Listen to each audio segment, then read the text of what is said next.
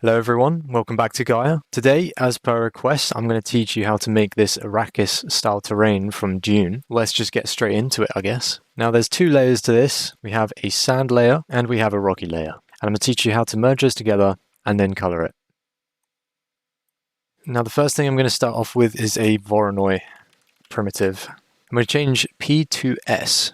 This is our first pass for the bulky rocks. Then we're going to add another Voronoi and change this to M. I'm going to turn the scale up to something around 0.9. We will then be combining the two using a maximum and ratio to 1. So we've added the sharp rocks with the bulky rocks. I'm then going to add a little bit of warping. My settings on the previous project are 0.35 for size, strength 0.6.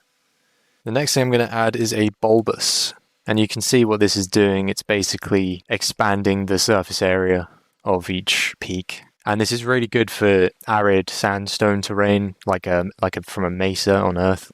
But you need to remember that we're not replicating Earth. We're replicating a planet with no rain. It's all sand and sandstone. So the erosion is going to be slightly different. After bulbous, we're going to add an outcrops filter. This just makes it a little more rocky, adds some nice detail around here, if you can see. After that, we'll be adding a sandstone, and what this is doing is a little effect called chipping, which removes a lot of the peaks and keeps the tops of each mound flat. We're going to turn the passes up to 3, and that increases the chipping quite a lot. We're going to randomize the seed because I still want this peak gotten rid of. That'll probably do for now. And then we'll be adding a stratify modifier. That creates the effect of, as plates move in the surface of the Earth, they tend to divulge downwards at the edge of plates, at where plates intersect. And that's quite similar to what's going on here. And generally it just looks a lot nicer. Now I'm going to turn the strength down a bit on this to maybe 0.25, sorry. Then we'll be adding a fractal terraces node, which creates that sandstone effect. And then finally, we'll be adding an erosion 2 modifier. And we're going to mess with the settings until we get something that isn't too eroded, because we don't have rain on Arrakis, but there is still erosion caused by sandstorms. I've heard there are Coriolis storms, which are insanely strong. They'll destroy anything, but this sand can take it. Turn the duration down to 5 maybe. Erosion scale, we can mess with that until we get sort of the scale of our terrain correct. Might go with 200. That seems good. Let's change the down cutting maybe. We don't want too much down cutting because once again there's no rain. I'm just going to go ahead and say I'm not the biggest fan of this really steep wall here, and I think that's a cause of the second Voronoi texture. Yeah, that is. So I'm just going to press F on erosion. I'm going to change the seed of this Voronoi, see if we get something slightly different. Okay, we've gotten rid of that wall. And then finally I'm going to do a little effect which just adds a nice amount more detail. I'm going to add a combine. I'm going to add a craggy.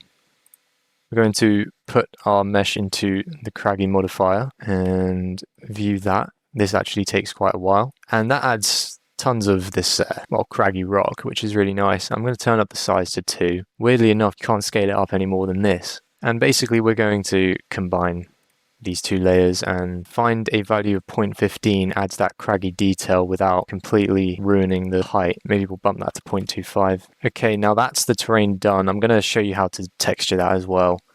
So what I've done is I've added a texture base. Plug that into the texture base and we get something similar to this. I'm going to keep it on default settings, and then I'm going to add a soil texture like so. And then what I'm going to do is I'm going to, with this button here, I'm going to invert the mask, and we're going to combine. Going to combine using overlay and ratio 1. It's going to create a slightly nicer texture than just one of these. And then we'll plug it into a sat map. And the sat map I've chosen is Rock 2, which is this one here. Again, we don't need to change any settings, although the roughness setting to low does tend to create a little smoother result. That's the rock done. The next thing we're going to do is create the sand. Now, I found a very nice tutorial on YouTube for doing this, and this is a slight variation of that. We're going to use a Dune C node. I'm just going to turn the sharpness up a bit, and we're going to combine that with a plates node.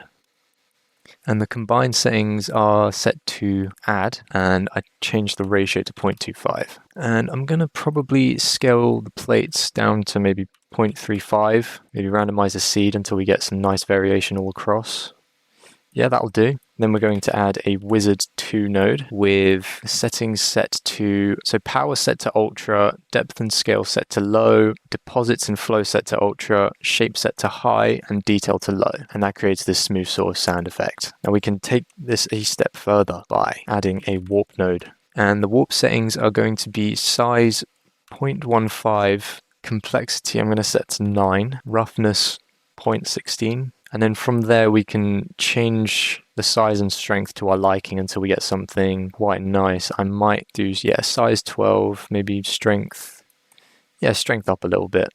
Looks good. And then we're going to finish it up with a thermal 2. And the thermal 2 settings, the only setting we're going to change is strength to 0.85. That just creates a nice little detailed effect on the sides of the dunes. Now what I might do to increase the strength of this is add a height remap, and let's do 1.5 maybe. Yeah, that just increases the height or the strength of the height. That's pretty good. So we'll move this right about here. No, actually we're going to move it here. And for both layers I'm going to add a choke point just in case you want to change anything in between without having to replug all the nodes these go into. This will come in handy soon. And then to merge these two, we're going to combine. I'm just going to select both choke points, right click, combine into combine as inputs. And we change the setting to max and ratio to 1. That already looks like a great level for the sand to be at. But if you wanted to modify this, we can, in between the thermal and choke point, add a constant. And this lets us, if we press F here to keep viewing on that, we can change the height however we want. I like these little plates of rock sticking out, so I'm going to keep the height at 0.89. And now let's get a texture for the sand. Now we don't need to do any texture mapping, we'll just use a stat map. And the stat map I've used is sand 6, which I think is this one. Yeah, this is a really good sand for Arrakis specifically because we've got these red and purple hues. And in the Dune movies, the sand is filled with this extremely valuable mineral called spice. And in the game Dune Awakening, the color of spice is purple. So that's why this slight purple hue is quite good. Now we're going to go back to our combined layers and add a sediment node, and we're going to change the settings to fine, passes to 2, scale to 0.01, and angle to 8. And let's see the difference. Yeah, so what this is adding is a slight sand build-up around concave areas of the mesh. We can see sand flowing down all the ridges, which is a really good effect, and it will come in handy later. Now, to combine these two textures, because obviously if I use this as an underlay, I can either get the sand map or the rock sand map, there's no in between. So we have to create a mask. And the way to do that, combine these inputs, subtract 1, change to mask, add a threshold set to 0, and I'm just going to add invert, and now we've got a proper sand mask. So there we go, we combine these two, blend set to 1, now that's just showing sand. We use this as a mask, and if we use this as an underlay, show this, boom, we have a sand mask for each of our layers. Now obviously it's a very sharp sort of transition, and the way to fix this is in this combine node we're going to add one more combine, and we're going to set this to add ratio of 1, and this little node here in the sediments we're going to put that in the second combine, and now we have all of the sand that we've added that's in the ridges of the terrain is now part of the mask. So I might need to recalculate. So by this point, I ran into a roadblock. The sand mask wasn't showing up properly. And looking back on the footage, I realized it's because I didn't actually connect the node up. So I spent 10 minutes trying to figure this out, and I just ended up redoing the whole thing. You don't need to worry about changing any settings. You just need to connect that node up. So nothing's changed when I made it work. I was just being an idiot, and you'll see it now. There we go. Okay, we've got it working. So now we actually have sand where sand should be. Now what I did do with the mask is I added a curves modifier, put that in the mask, and I did something similar to this, which just sharpens that transition a tad bit. And now we have our Arrakis inspired terrain. Here's a view of it. You can change any settings you want. Your best bet is to keep reseeding the Voronoi textures at the start to get some nice variations of terrain. Just to let you guys know, I have a Discord server now, and I want to create a community where like-minded 3D artists can connect and teach each other. So hopefully you can join it. The link's in the description, and I'd love to see you there. Thanks everyone for watching this video. I hope it was informative. Please like the video and subscribe. That will really help me out in the future, and I'll see you in another one. Thank you.